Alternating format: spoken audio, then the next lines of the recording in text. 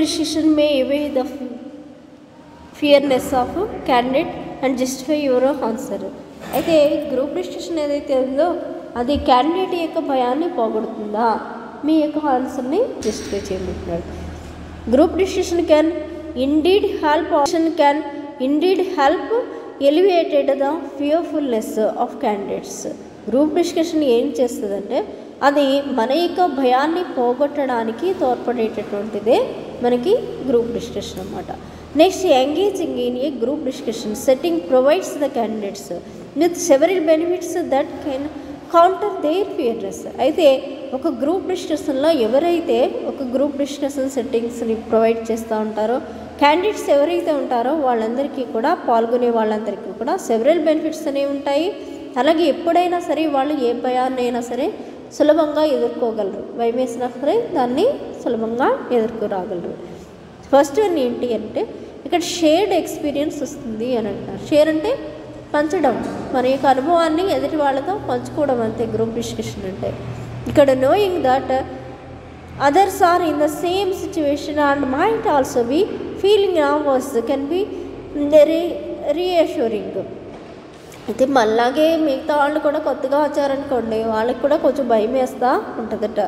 అప్పుడు ఫీలింగ్ ఎలా ఉంటుంది, నర్వస్గా ఫీల్ అవుతూ ఉంటారు, భయపడుతూ చెప్పడానికి భయపడుతూ ఉండడం అనేది జరుగుతుంది.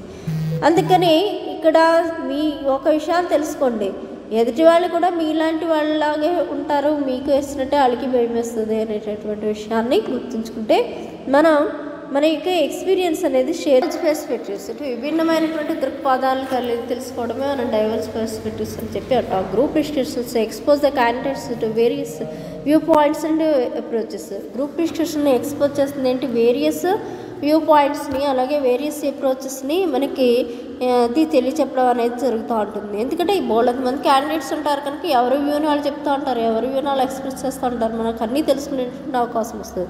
This can help candidates realise that there is no single correct answer using the pressure to be flawless. మరి ఇక్కడ ఉండేటటువంటిది ఏ ఒక్కటి కూడా కరెక్ట్ అవ్వచ్చు, కరెక్ట్ కాకపోవచ్చు.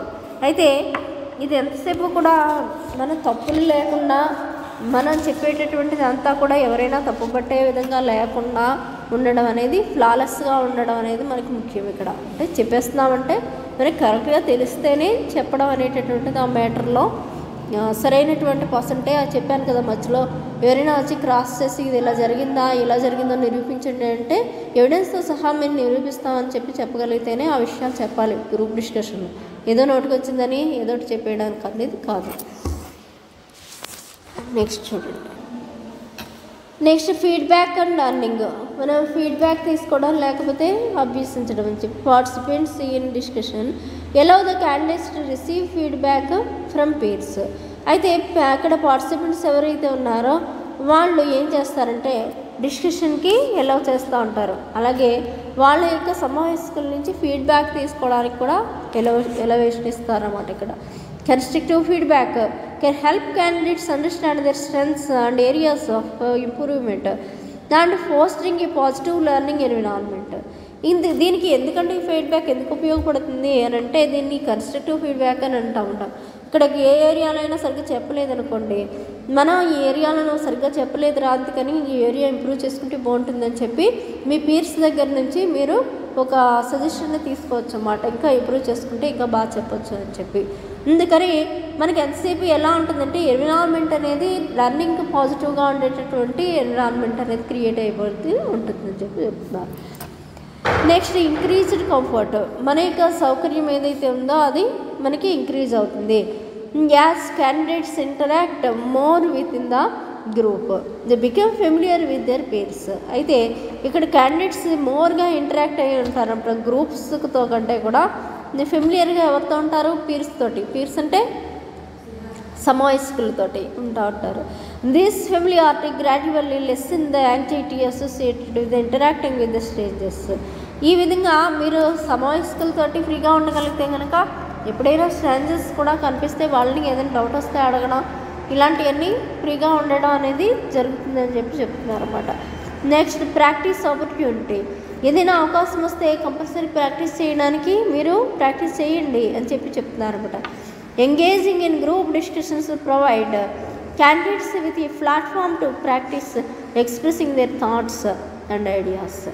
అయితే మన యొక్క గ్రూప్ డిస్కషన్ ఏదైతే ఉందో ఆ గ్రూప్ డిస్కషన్ ఏం చేస్తుందట, ఒక మంచిగా ప్రాక్టీస్ ఎక్స్పీరియన్స్ని పొందేటందుకు ఒక మంచి ప్లాట్ఫామ్ ఆట, ఒక మంచి అనుభవాన్ని సాధించేటందుకు మనల్ని మనం నిరూపించుకునేందుకు ఏర్పడినటువంటి మన ఐడియాస్ ఎదుటి వాళ్ళతో ఫ్రీగా పంచుకునేందుకు ఏర్పడినటువంటి ఒక చక్కటి ప్లాట్ఫామ్. ఆ ప్లాట్ఫామ్లో మనల్ని ఒక మంచి అవకాశం వచ్చింది అభ్యాసం చేయడానికి అని చెప్పి నేర్చుకోండి అని చెప్తున్నారు.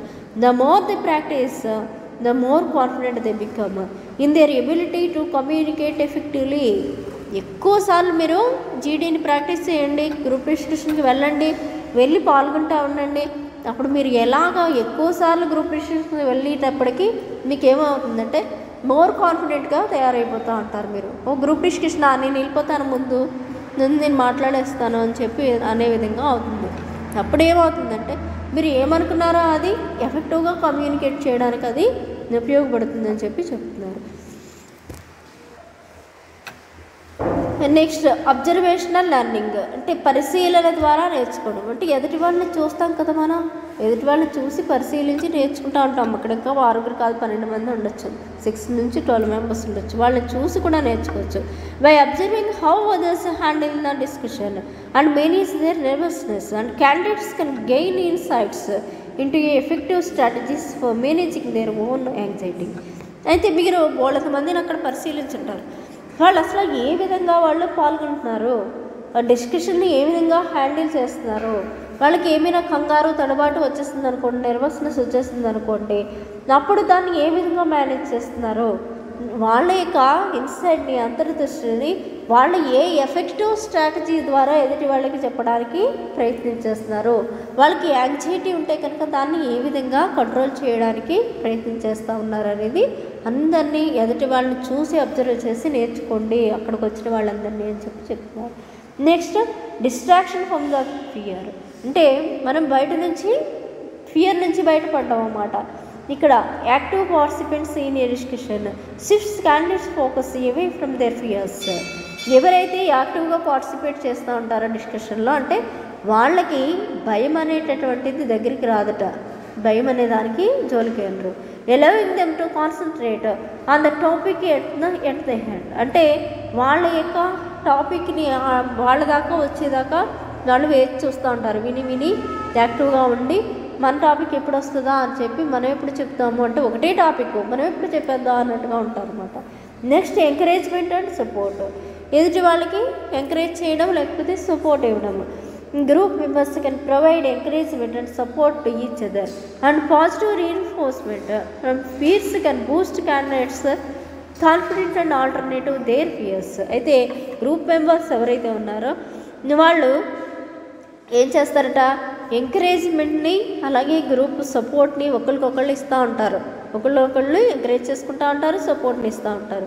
దీనివల్ల పాజిటివ్ రీఎన్ఫోర్స్మెంట్ అంటే నువ్వు చెప్తుంటే చెప్పు, ఇంకా బాగా చెప్పు, బాగానే చెప్తున్నావు చెప్పమని చెప్పి ఎంకరేజ్ చేయడం అన్నమాట.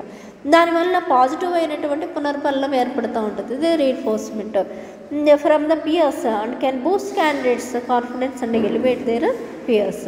వాళ్ళ యొక్క భయం పోగొట్టి వాళ్ళ యొక్క కమ్యూనికేషన్ స్కిల్స్ అన్నీ చక్కగా చెప్పేలాగా వాళ్ళ యొక్క కాన్ఫిడెన్స్ని పెంచేలాగా మనకి తోడ్పడుతుందని చెప్తున్నారు. ఎంకరేజ్మెంట్ కానీ సపోర్ట్ కానీ ఉంటే మనం ఏ పైన అయినా సరే చాలా సులువుగా చేసేస్తాం.